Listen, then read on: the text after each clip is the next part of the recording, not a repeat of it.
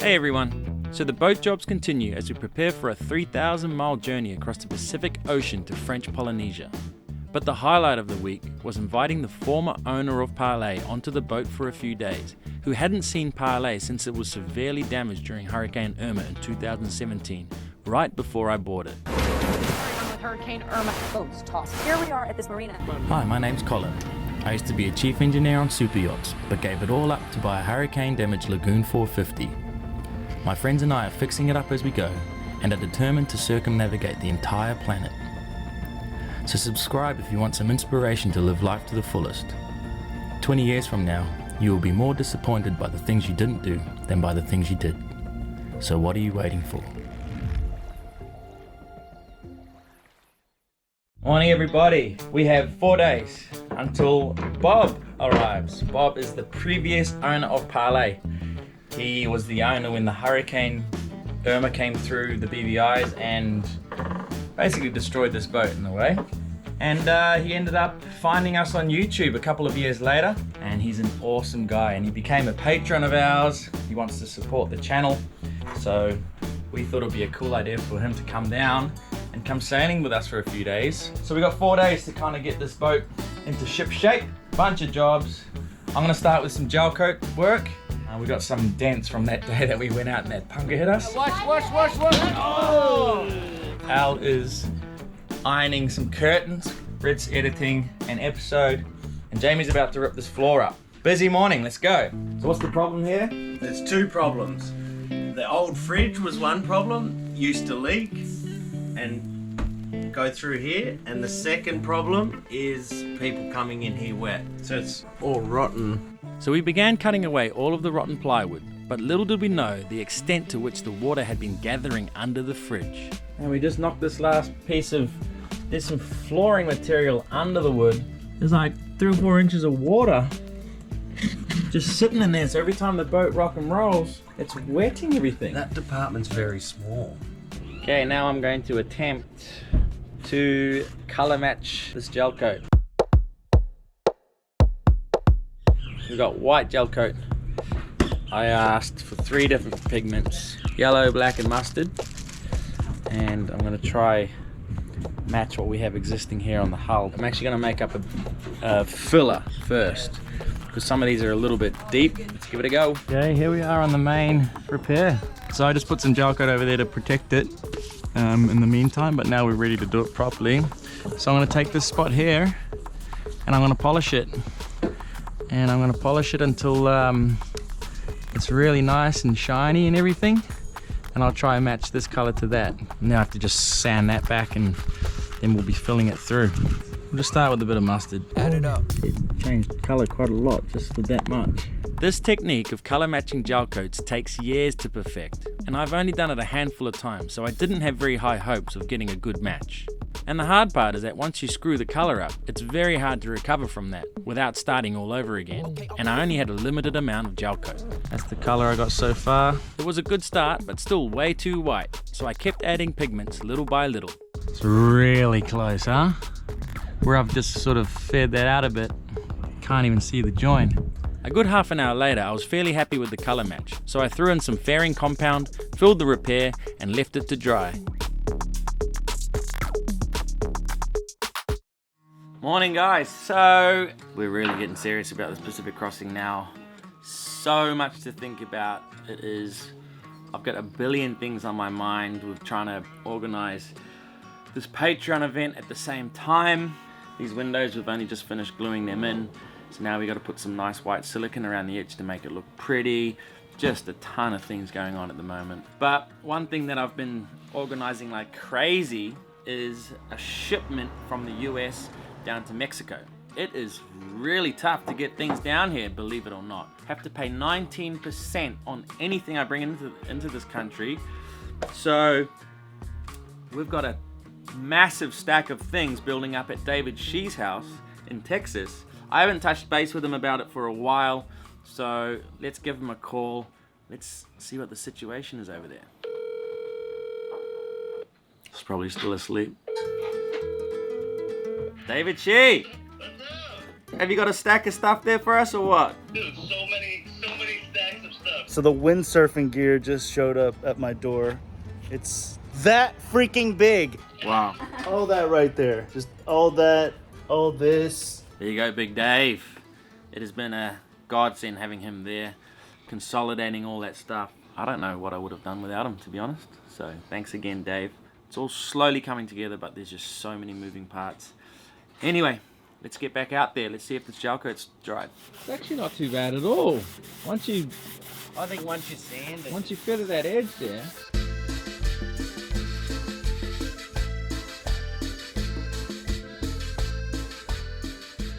Okay, this cable just arrived.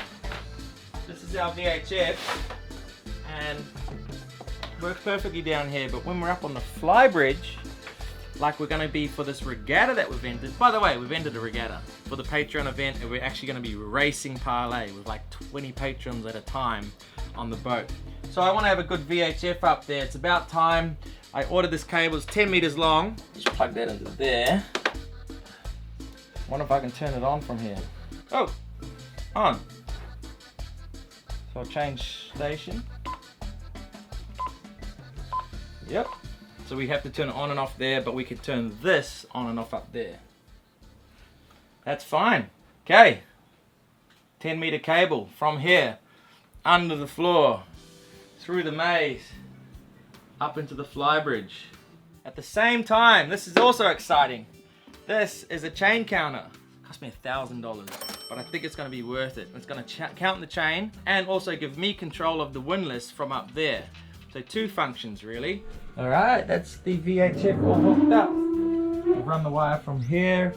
It goes under this whole floor and up into that corner, up and behind all of that, and to the helm. And then we drill through the little dashboard and siliconed everything up. Put a few screws in there, and then Bob's your uncle. So now we have VHF access on the fly bridge. At the same time, we ran the cable for the chain counter. So now I'm just going to finish wiring it up at the anchor end. Then we're good. Hopefully that works. Okay, for this chain counter to work, we need to install one of these magnets and the sensor. This sensor goes into a little adapter. So you drill a hole that big, and you slip this down, and then you glue the sensor up into it, and you glue the magnet into the gypsy. So the gypsy will do 1 revolution. You'll mark the chain, and then however long that chain has been let out is the distance it travels per revolution.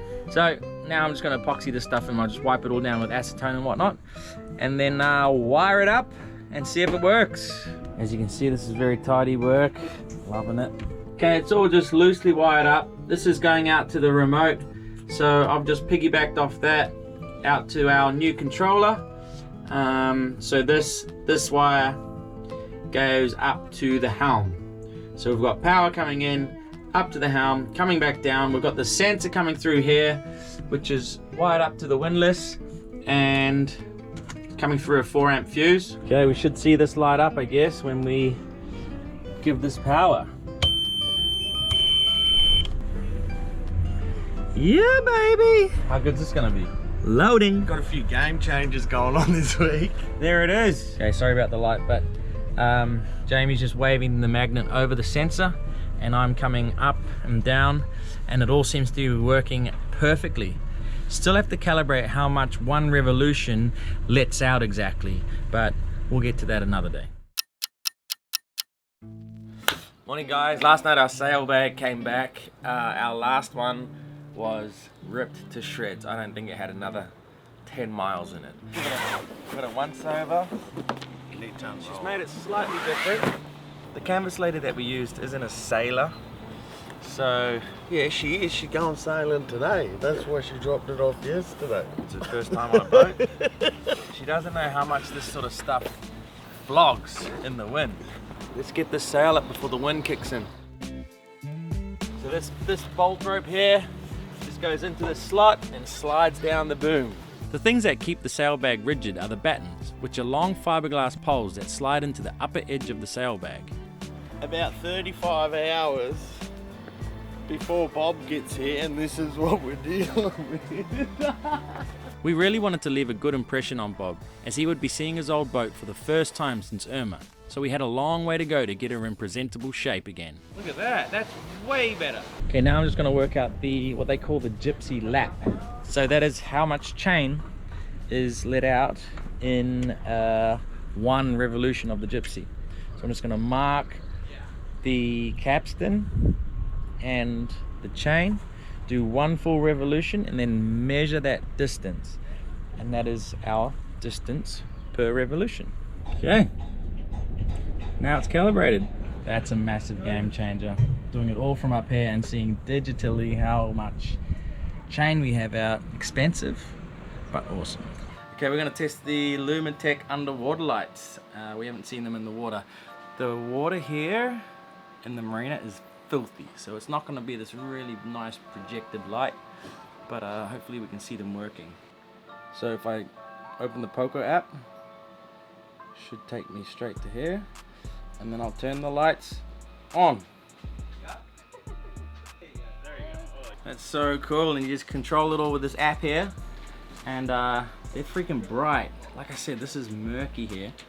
Let's just see how much power they're using. Okay, so we're at 320 right now. Turn them off to 75.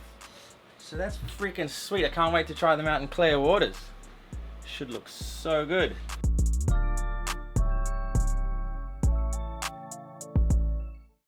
The other thing that happened yesterday, we were too busy doing our own work to film, but we are getting new bench tops made. Out here, this is where we do our dishes. Remember our old little white tables that we had here? Now we've got almost twice the countertop space. So they had to do some modifications here and there.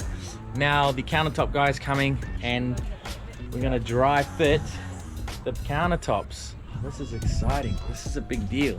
Our neighbors here in the marina are also leaving to cross the Pacific. This is such a massive deal. These people are so excited. We're gonna be there in a few weeks.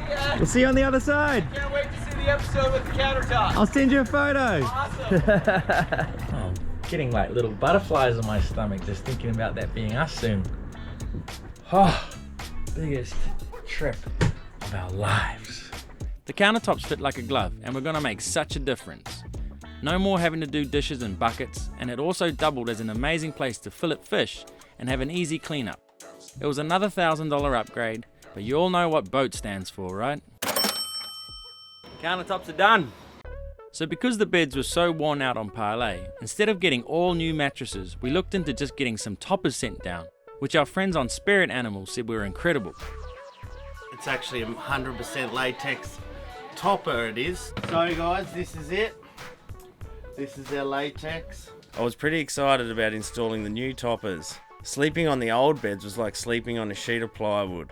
They said all we had to do was cut them to shape and away you go. So super easy. This could go anyway, guys. Oh no. Oh no. I'm a good advertiser. Definitely didn't get sponsored the Stanley knife. So you can get a soft one, a medium one, and a hard one. So there you go, guys. That's how hard it is to cut one of their toppers. Not very. All right, girls' review of the bed. We're never leaving. It's like sleeping on a cloud.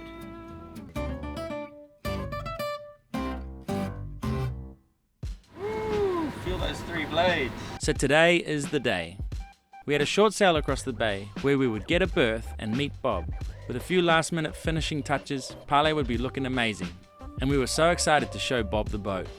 During Hurricane Irma, Parlay was moored in a hurricane hole called Parakeeta Bay on Tortola Island in the BVIs, and ended up being totally sunken on her port side after the storm. Bob never returned to Parlay after that, so the last images he had ever seen of her are these ones. A pretty devastating blow for him for sure. I want him to be proud of us. And I want him to be proud of his boat. That it's still going through us. To be able to take him out on this boat, I think that's a really freaking special thing.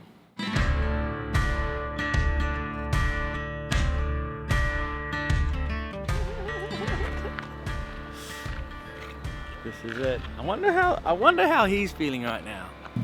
Good seeing you, bro. How you doing? You have a good flight? Yeah, it was good. You want me to take your backpack? What?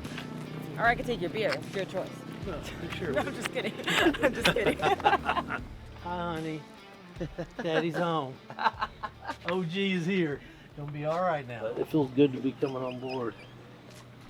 I'm stoked. Wow, look how this is all made up. Oh, oh. This is VIP cabin. This is what it looks like here at Parlay Revival. When you're the original OG, you get first class treatment.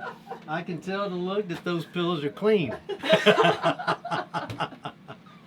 Okay, now we're gonna go for a sail. Do you wanna drive, Bob? I'll do whatever you say, Captain. Okay, drive us out of here without hitting anything. You could probably do that. It's been a while.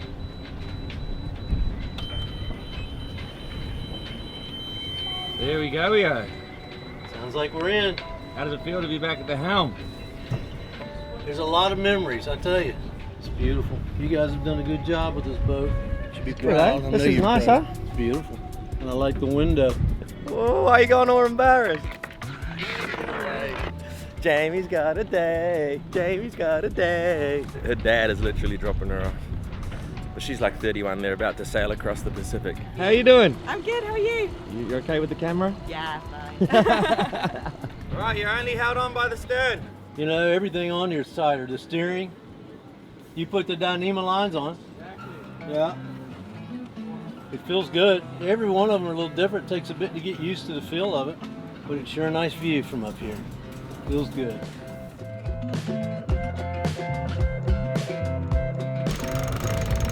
We're getting it. Slowly but surely. Once Bob received the money from insurance, he was sure that the boat would be sold for parts. It was only through our YouTube channel that he became aware of her revival, and since then, Parlay has done around 15,000 miles around the Caribbean and Pacific Oceans. This was a very, very special moment for everyone involved. It takes me back a good way. 10 years ago almost. Just sitting here just like this sailing. It's beautiful. It's nothing like it when you turn the engines off, you know? Best part.